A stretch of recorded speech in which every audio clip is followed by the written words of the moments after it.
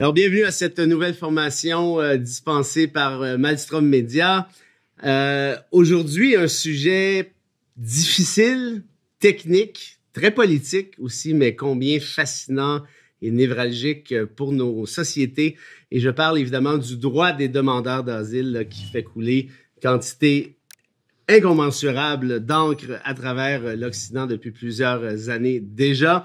Avec moi, qui de mieux pour en parler qu'un spécialiste de la question, un érudit, je dirais, mais aussi un praticien bien connu des médias québécois et canadiens, Maître Stéphane Enfield. Bienvenue parmi nous. Merci. Je dois bien dire que Maître Enfield est un ami de longue date. On se vous voit parce que chez Maelstrom Media, nous sommes courtois et cérémoniaux, disons ça comme ça.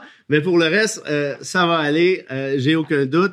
Maître Enfield, première question pour celles qui nous écoutent, qui n'ont pas nécessairement de connaissances très précises sur la question. Comment vous définiriez le concept de demandeur d'asile au sens large et concret à la fois, disons? Okay. Bien, pour répondre simplement à la question, un réfugié, un demandeur d'asile, c'est une personne qui cherche à obtenir la protection du Canada et qui craint de retourner dans son pays d'origine pour l'un des 5 motifs de la définition de réfugié au sens de la Convention. Donc, il est question... La Convention de Genève sur les réfugiés. Exactement. Donc, il est question de religion, opinion politique, ça peut être réel ou imputé, la race, la nationalité et le groupe social.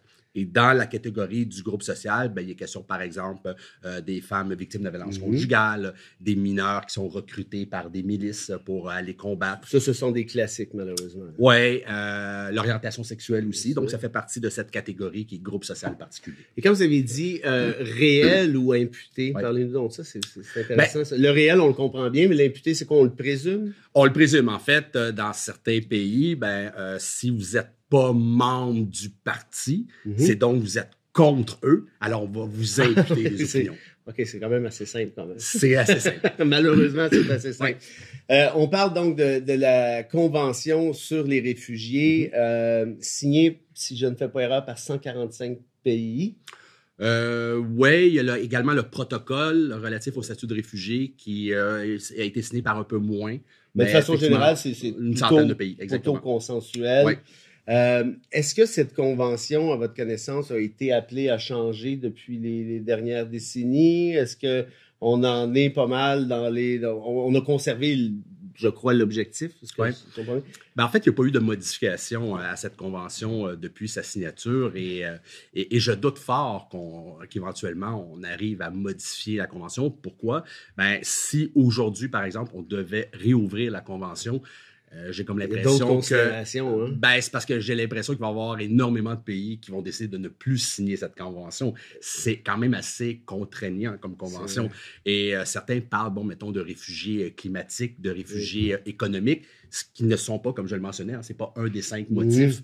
Donc, on ne peut pas réclamer la protection du Canada, entre autres, parce qu'on fuit les catastrophes naturelles, parce qu'on fuit des crises économiques. Ce ne sont pas des motifs pour être reconnus comme réfugiés. Alors, si demain matin, par exemple, on décidait de réouvrir la Convention pour inclure ces 2 motifs... Il y en a qui en profiteraient pour... plusieurs, les États-Unis en premier, je suis convaincu, qui décideraient de ne plus signer cette convention. On verra en novembre prochain, 2024, mais sûrement qu'il y a, peut-être un acteur potentiel qui pourrait changer la donne. Sur les changements climatiques, on y reviendra, mais j'entendais assez récemment le secrétaire général de l'ONU dire qu'il y aurait plus de 220 millions de réfugiés climatiques d'ici 2050. Donc, pas en 2050, mais d'ici 2050.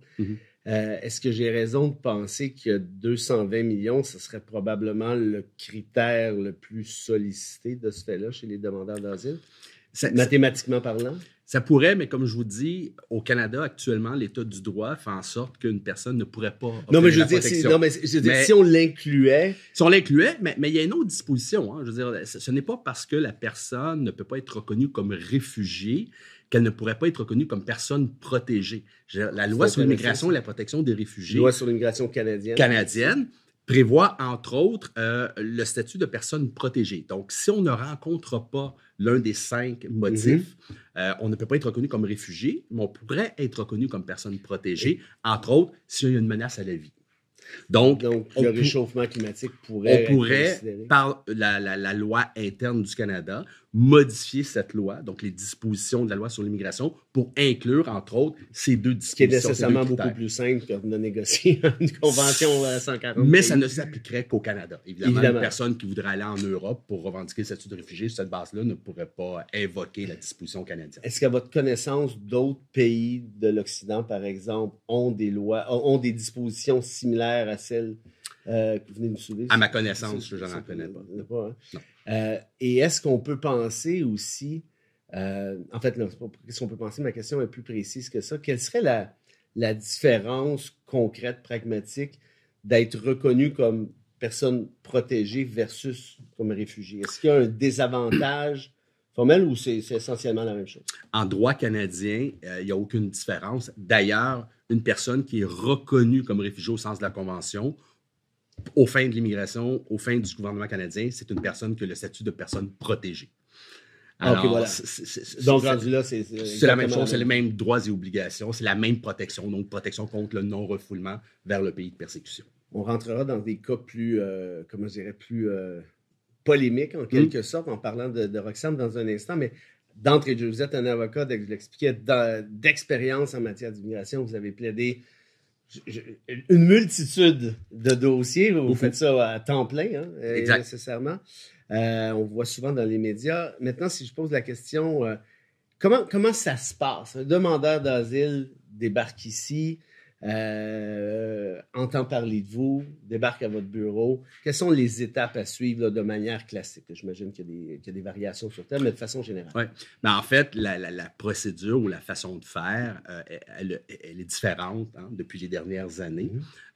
D'ailleurs, aujourd'hui, une demande d'asile se fait de façon électronique, ce qui ne se faisait pas avant. Et ça pose un problème parce que ça pose un défi, à mon avis, d'accessibilité à la justice pour les demandeurs d'asile. C'est même compliqué pour les avocats d'expérience de soumettre une demande d'asile de façon électronique. Le système est compliqué, ce qu'on appelle le fameux portail d'immigration au Canada. Il fonctionne une fois sur 3. C'est compliqué. C'est du pic fédéral. C'est pas moi qui l'ai dit. C'est pas moi qui l'ai dit. Mais c'est compliqué. Alors, j'essaie de me mettre à la place d'un justiciable, donc d'une personne qui arrive, barrière de la langue, barrière de la culture, accès au système électronique. Bon, c'est pas tout le monde qui arrive avec son ordinateur sous le bras. Donc, j'ai de la difficulté à... Comment ils peuvent y arriver? Comment est-ce qu'ils peuvent y arriver seuls? Alors que leur avocat en arrache. Oui, souvent. Alors, évidemment, la personne arrive à notre bureau. Dans bien des cas, par exemple, si elle a obtenu un visa de visiteur, et là, profite de l'occasion pour dire, moi, j'ai une crainte de retourner dans mon pays d'origine. Donc, il y a une rencontre. Et on essaie de comprendre la raison pour laquelle la personne craint. Parce que ce n'est pas parce qu'on dit qu'on veut faire une demande d'asile que nécessairement que cette demande-là va être acceptée ou qu'il y a une chance d'être acceptée. Ça, c'est important de le savoir. Il y en a plusieurs qui sont d'avis qu'un demandeur d'asile est nécessairement accepté. C'est pas vrai. On parle de quoi? De 70 quelques % des derniers chiffres? Si on regarde 2023, ça tourne autour du taux d'acceptation à la Commission d'immigration et du statut de réfugié, c'est le tribunal qui entend ces dossiers-là, c'est 72 %. 72, c'est ça. Mais si on fait une moyenne des 5 dernières années, le pourcentage tourne autour de 60. 60%. Donc, c'est quand même 60% des personnes qui voient leur demande être acceptées, donc qui sont reconnues comme réfugiés au Canada. Mais ce ne sont pas tous des personnes des gens qui se qualifient pour X, Y raison. Les raisons que vous avez soulevées tout à l'heure, on y reviendra. Donc, cette personne-là, une fois qu'elle est dans votre bureau, première chose que vous faites, vous écoutez son histoire, nécessairement. Puis, est-ce que vous avez, en fait, c'est pas une question piège du tout, est-ce que vous évaluez la crédibilité des craintes en question qui vous sont communiquées? C'est mon devoir et c'est mon rôle de m'assurer que lorsqu'on va présenter le dossier devant le tribunal, qu'il y a une chance de succès. Si je vois que toutes les portes sont complètement fermées et verrouillées à double tour, je ne ferai pas perdre le temps ni au tribunal, ni à l'individu, puis je ne perdrai pas mon temps non plus. Alors, il faut qu'il y ait au moins une base pour pouvoir soumettre la demande. La personne qui est devant moi et qui dit, écoutez, moi, j'ai quitté mon pays parce qu'il n'y a pas de travail, puis je viens ici pour travailler, je vais lui dire, malheureusement, je ne suis pas la meilleure personne pour vous accompagner dans le cadre d'une demande de statut de réfugié. Exact. Il y a peut-être d'autres procédures parallèles. L'immigration, travailleurs temporaires étrangers, etc. Mais la voie de la demande d'asile. Et ça, je pense que c'est important que la personne le comprenne bien parce que si on fait une demande d'asile, ça a des conséquences. C'est-à-dire?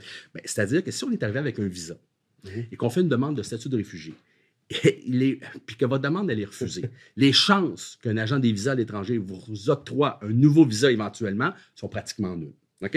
Alors, il faut être conscient de ça. Il faut que le client le sache d'entrée de jeu. Il sache ça. S'il y a de la famille au Canada, s'il vient rendre visite, puis bon, c'est pas son premier séjour au Canada, puis qu'il décide sur un coup de tête de faire une demande de statut de réfugié, c'est peut-être pas la meilleure façon de l'aider. Il est donc possible qu'il ne puisse plus revenir. Exactement.